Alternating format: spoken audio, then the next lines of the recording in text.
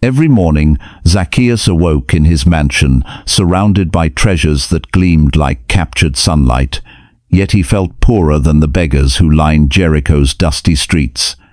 The irony would have been laughable if it weren't so devastating. Here was a man who possessed more gold than most could imagine, but who was about to discover that his greatest treasure lay not in his vaults, but in a decision that would strip away everything he thought he valued. What began as curiosity about a traveling teacher would end with the most powerful man in Jericho's tax system climbing a tree like a child, sacrificing his reputation for something he couldn't yet name but desperately needed. Zacchaeus was no ordinary wealthy man. He held one of the most despised positions in all of Judea, chief tax collector for the Roman Empire. But this title only scratched the surface of a story that would unfold in ways no one, not least of all Zacchaeus himself, could have anticipated. The sun cast long shadows across Jericho's dusty streets as Zacchaeus made his way through the marketplace, his fine robes marking him as a man of means. Yet something was missing from his purposeful stride, something that all his accumulated wealth could not purchase. The merchants who grudgingly paid their taxes to him looked away as he passed, their faces etched with a mixture of fear and contempt that cut deeper than any physical wound. For you see, Zacchaeus had not merely accepted the role of tax collector, he had excelled at it with ruthless efficiency. The Romans demanded their tribute, certainly, but Zacchaeus had developed a system of additional fees, penalties, and charges that lined his own pockets with gold while crushing the spirits of his fellow Jews. Every transaction was an opportunity, every taxpayer a source of additional revenue. His wealth had grown exponentially, but so had something else, a gnawing emptiness that gold could not fill. The whispers followed him wherever he went. Former friends crossed the street to avoid him. Children were hushed when he approached, their mothers pulling them close with protective instincts that spoke louder than any curse. Zacchaeus had become rich beyond measure, but he had paid a price that was only beginning to reveal its true cost. But fate was preparing to intervene in his carefully ordered world, and it would come in the form of an itinerant teacher whose reputation had begun to precede him throughout the region. News traveled fast in the ancient world, especially news of the extraordinary. Word had reached Jericho that a rabbi named Jesus was approaching the city, and the reports about this man defied rational explanation. Some claimed he healed the sick with a touch. Others insisted he had fed thousands with mere loaves and fishes.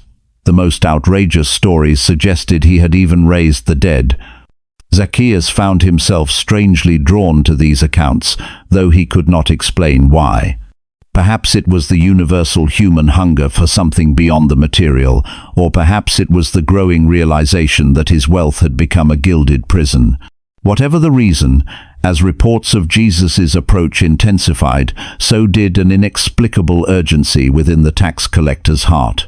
The city began to buzz with anticipation and anxiety. Jesus had a reputation for associating with undesirable people, prostitutes, lepers, other tax collectors. But he also challenged the religious establishment in ways that made everyone nervous. The Pharisees watched his movements with growing concern, while the common people wondered if he might be the long-awaited Messiah who would liberate them from Roman oppression. For Zacchaeus, however, the approaching teacher represented something else entirely, though he could not yet articulate what that might be. All he knew was that he had to see this Jesus for himself, regardless of the consequences. The day finally arrived when Jesus entered Jericho, and the entire city seemed to empty into the streets. Zacchaeus closed his tax office early, a decision that would have shocked his subordinates had they not been equally eager to witness the spectacle. He joined the growing crowd, his heart pounding with an anticipation he had not felt since childhood. But as he pushed through the throng of people, a devastating reality began to dawn on him. The crowd was massive, far larger than he had anticipated, and it seemed as though every person in Jericho had turned out to catch a glimpse of the famous teacher. Men, women, and children pressed together, creating an impenetrable wall of humanity. And then there was the matter of his stature. Zacchaeus was, quite simply, a short man. In a crowd of average-sized adults, he might as well have been invisible. He pushed and strained, attempting to catch even the briefest glimpse of Jesus, but everywhere he looked he saw only the backs and shoulders of taller people. The irony was almost cruel. Here was a man who commanded respect in business dealings, who could summon Roman soldiers with a word, who wielded power over the financial lives of hundreds, yet he was rendered completely powerless by simple human biology. Desperation began to creep in as he heard the murmur of the crowd growing louder. Jesus was getting closer, and Zacchaeus was no nearer to seeing him than when he had first arrived. Time was running out, and with it, perhaps his only opportunity to satisfy this mysterious longing that had taken hold of his soul. That's when his eyes fell upon a solution that would require him to abandon every last vestige of his dignity. Standing majestically along the road was a massive sycamore tree, its broad trunk and spreading branches offering the perfect vantage point for someone willing to sacrifice their respectability for a clear view. The tree beckoned to Zacchaeus like a beacon of hope, but climbing it would mean more than simply getting dirty. It would mean publicly humiliating himself before the very people he had spent years intimidating and exploiting. The internal battle was fierce but brief.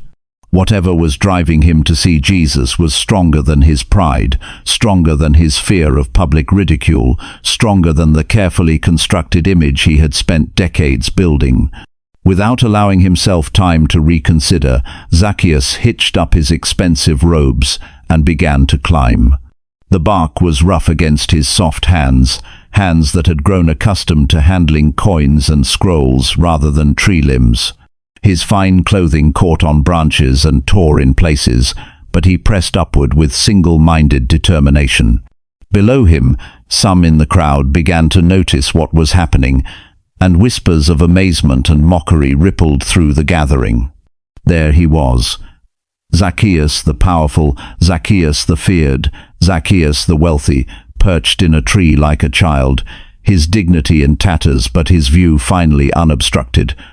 From his elevated position, he could see the crowd parting as a figure approached, and his heart began to race with an intensity that surprised him. But nothing could have prepared him for what happened next. As Jesus drew nearer, Zacchaeus found himself studying the teacher's face with growing fascination. This was not the imposing figure he had expected.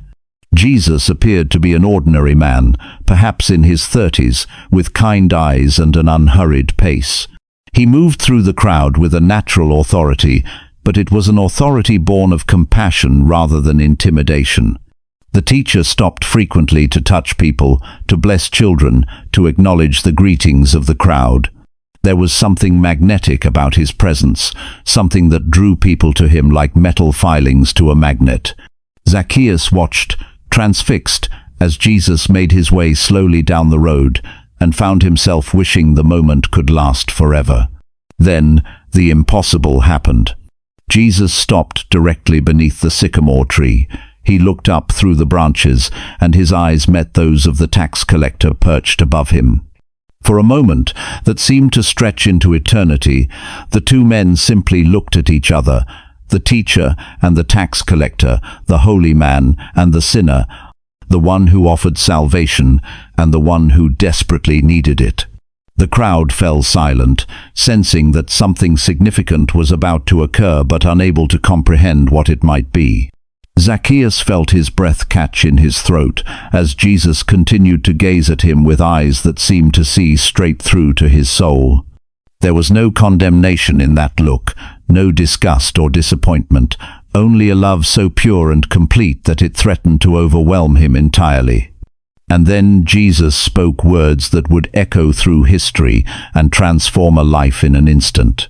The teacher's voice carried clearly through the still air as he addressed the man in the tree by name, a name he should not have known, a name that belonged to someone he had never met.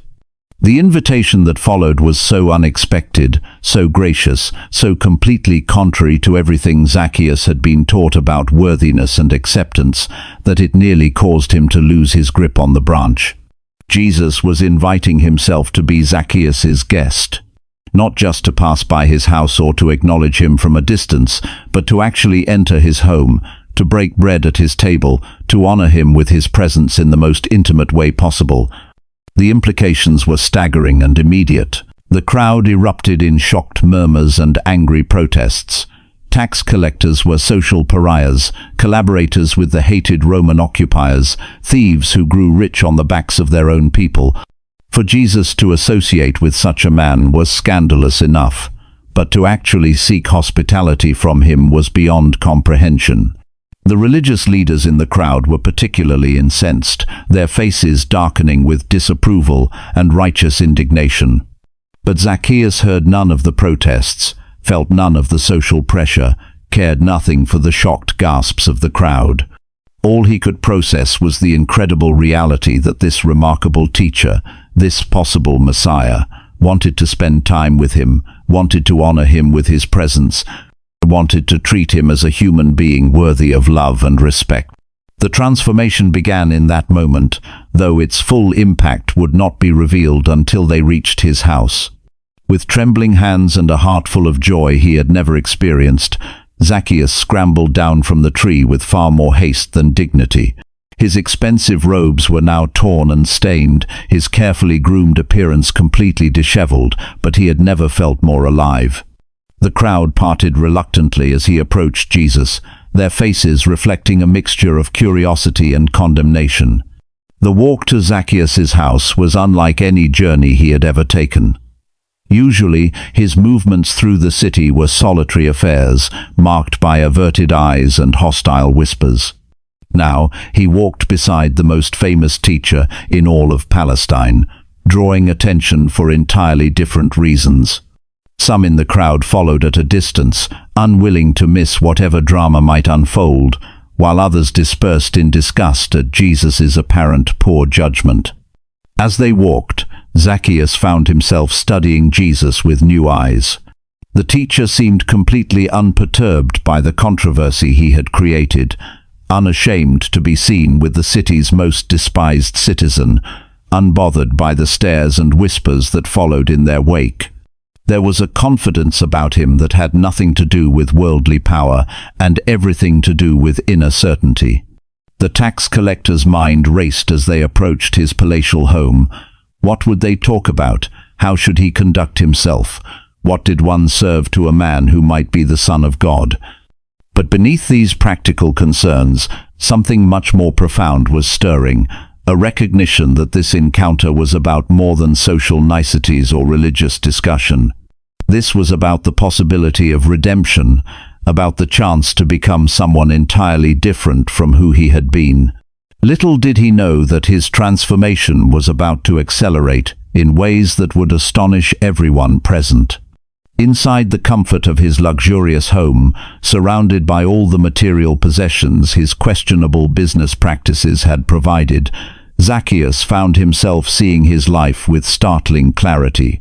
The fine furnishings, the expensive decorations, the visible symbols of his wealth, all of it suddenly appeared different when viewed through the lens of Jesus' presence.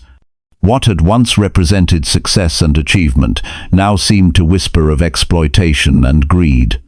As servants prepared refreshments and arranged seating, Zacchaeus struggled with emotions he had successfully suppressed for years. Guilt crashed over him in waves as he contemplated the faces of the people he had cheated, the families he had impoverished, the trust he had betrayed in pursuit of personal gain. The weight of his choices, previously justified by the harsh realities of Roman occupation and personal survival, now seemed crushing and inexcusable. But alongside the guilt came something else, something that felt suspiciously like hope. Jesus' presence in his home was more than just a social visit. It was a statement about possibility, about the potential for change, about the reality that no one was beyond the reach of God's love. The teacher's willingness to associate with him suggested that transformation was not only possible, but perhaps inevitable. The internal struggle intensified as Zacchaeus found himself at a crossroads that would define the rest of his life. He could continue as he had always done, wealthy but isolated, successful but spiritually bankrupt, or he could embrace the radical change that Jesus' presence seemed to both offer and demand. The choice, when it came, surprised even him with its completeness and finality. What happened next would become one of the most dramatic moments of transformation in all of biblical history. Standing in his own home, surrounded by the evidence of his ill-gotten wealth, Zacchaeus made a declaration that stunned everyone present and demonstrated the complete revolution that had taken place in his heart. He announced his intention to give half of all his possessions to the poor. But even more shocking was his promise to restore fourfold to anyone he had cheated. A commitment that went far beyond what was legally required and would undoubtedly leave him significantly poorer than he had been that morning. The mathematics of his pledge were staggering. By some calculations, his generous restoration plan might leave him with virtually nothing of his former wealth. The servants stopped their work to stare at their master, unable to believe what they just heard. This was the same man who had built his fortune on extracting every possible coin from his fellow citizens, the same man who had never shown mercy or offered refunds, the same man who had seemed to care more for money than for human relationships. Yet here he stood, voluntarily impoverishing himself in an act of restitution that defied all logic and precedent. But Zacchaeus was not finished. His declaration grew even more radical as he detailed his plans for making amends, his voice growing stronger with each commitment. It was as if years of suppressed conscience had suddenly burst forth, demanding not just acknowledgement but action. The transformation was so complete, so immediate, so thorough that it seemed almost impossible to believe. Yet there he stood, a living example of what genuine repentance looked like when it encountered divine grace. Jesus listened to Zacchaeus' pledges with a smile that seemed to illuminate the entire room. When the tax collector finished speaking, the teacher offered a response that would validate the transformation and provide theological context for what had just occurred. His words were both a confirmation of what had happened and a broader statement about the nature of salvation itself. The declaration that salvation had come to Zacchaeus' house was more than just an observation. It was a profound theological statement about the immediate and transformative power of genuine faith. Jesus was not merely acknowledging a good intention or praising a charitable impulse. He was recognizing the birth of authentic spiritual life in a man who had been spiritually dead. But the teacher's words went even further, addressing the broader purpose of his mission and the heart of his message. His statement about coming to seek and save the lost resonated throughout the room like a bell, clarifying not just Zacchaeus' situation but the entire reason for Jesus' earthly ministry. This was not about reforming good people or improving the already righteous. This was about resurrection, about bringing life to those who had been lost in death. The profundity of the moment was not lost on anyone present. They had witnessed more than just a wealthy man deciding to be generous. They had seen the power of divine love to completely transform a human heart. The change in Zacchaeus was so dramatic, so complete, so obviously genuine that it served as a living demonstration of everything Jesus had been teaching about repentance, faith, and salvation. News of what had happened in Zacchaeus' house spread through Jericho like wildfire, creating reactions that ranged from amazement to skepticism to outright hostility.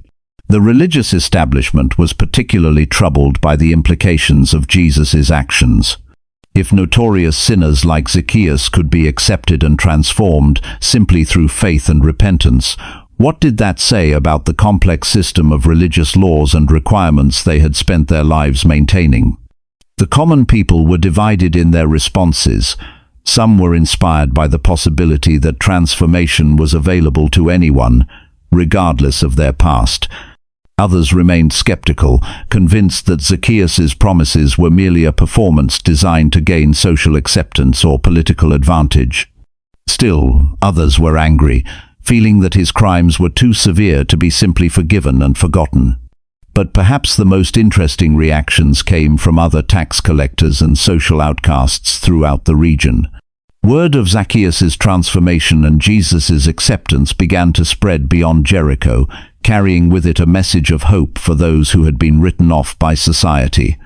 If someone as despised as a chief tax collector could find redemption, perhaps there was hope for everyone. The story began to take on a life of its own, becoming a powerful example of the radical nature of divine grace and the possibility of complete transformation. It challenged conventional thinking about worthiness and forgiveness, about who deserved salvation and who was beyond help. In the days and weeks that followed, Zacchaeus began the difficult but joyful work of living up to his promises. The process of identifying and compensating those he had cheated proved to be both financially costly and emotionally healing. Each act of restitution was an opportunity for reconciliation, each payment a step toward restoring his relationship with his community. The tax collector discovered that giving away his wealth brought a satisfaction that accumulating it had never provided. The look of amazement and gratitude in the eyes of those who received his restitution payments was worth more than all the gold he had previously hoarded. Slowly but surely, he began to experience something he had forgotten was possible: genuine human connection based on trust and respect, rather than fear and resentment. His transformation also had practical implications for his profession. As chief tax collector, Zacchaeus implemented new policies that eliminated the excessive fees and corrupt practices that had characterized his earlier work. His subordinates were initially confused by these changes, but gradually they too began to adopt more honest practices. The entire tax collection system in Jericho became more just and equitable as a result of one man's spiritual transformation. The change was so dramatic and so sustained that even his harshest critics began to acknowledge its genuineness. This was not a temporary emotional response or a calculated public relations move. This was a fundamental alteration in the very core of who Zacchaeus was as a human being. As the months passed, and Zacchaeus' transformation proved to be genuine and lasting, his story began to take on legendary status. It became a powerful illustration of several key spiritual principles that would resonate through the centuries. The story demonstrated that no one is beyond the reach of God's love, that genuine repentance produces concrete changes in behavior, and that salvation is available to anyone who responds to it with faith. Perhaps most significantly, Zacchaeus' story challenged popular notions about who deserves salvation and who is worthy of God's attention. The tax collector was not a secretly good person waiting to be discovered. He was genuinely corrupt, genuinely guilty of exploitation and theft. Yet when he encountered Jesus, his response was so complete and his transformation so thorough that it became a model for authentic conversion. The story also illustrated the immediate nature of salvation. Jesus did not require Zacchaeus to prove his sincerity through a lengthy probationary period or to complete a complex series of religious rituals. The moment the tax collector responded with faith and repentance, salvation came to his house. This immediacy challenged religious systems that made salvation dependent on human effort or institutional approval. The story of Zacchaeus continues to resonate across cultures and centuries because it addresses fundamental human needs and longings that transcend time and circumstance. At its heart, it is a story about the possibility of starting over, about the hope that no mistake is too great to be forgiven, about the reality that transformation is possible for anyone willing to embrace it. For those who feel trapped by their past choices, Zacchaeus' story offers hope that change is possible. For those who have been written off by society, it demonstrates that human judgments are not final. For those who wonder if their sins are too great to be forgiven, It provides evidence that divine grace is more powerful than human failure. The tax collector's willingness to sacrifice his wealth for the sake of righteousness also speaks to contemporary concerns about materialism and social justice. His radical restitution demonstrated that genuine spiritual transformation must have practical implications, that faith without corresponding action is meaningless. The story of Zacchaeus ultimately presents both a challenge and a promise to everyone who encounters it. The challenge is to respond to divine grace with the same radical transformation that characterized the tax collector's conversion. Half measures and partial commitments are revealed to be inadequate when compared to Zacchaeus' complete surrender of his former way of life. The promise, however, is even more powerful than the challenge. It is the promise that no one is too far gone to be saved, no one too corrupt to be cleansed, no one too lost to be found. It is the promise that divine love is stronger than human sin, that grace is more powerful than guilt, that redemption is more complete than condemnation. In a world that often seems to offer only judgment and rejection to those who have failed, the story of Zacchaeus stands as a beacon of hope. It reminds us that transformation is possible, that new life can emerge from spiritual death, and that the most unlikely people can become the most powerful examples of what it means to be truly saved. The short tax collector who climbed a tree to see Jesus discovered that he was the one who was truly seen, truly known, and truly loved.